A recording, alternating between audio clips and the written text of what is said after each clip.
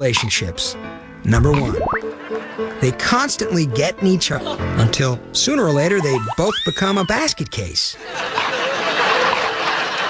Number 2, of course, that's pretty hard to do with someone constantly. The biggest mistake this leopard made was marrying one.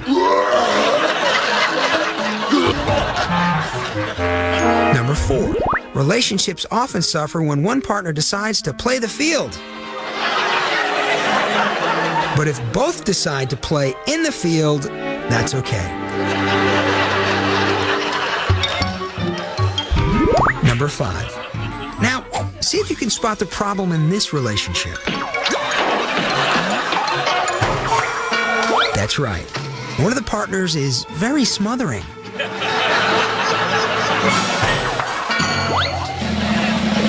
And the last stupid thing animals do to screw up their relationship is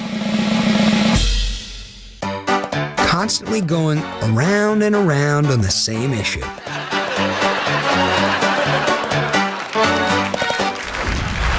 We are so lucky. Before commercials, you had to actually sit through every minute of shows like this.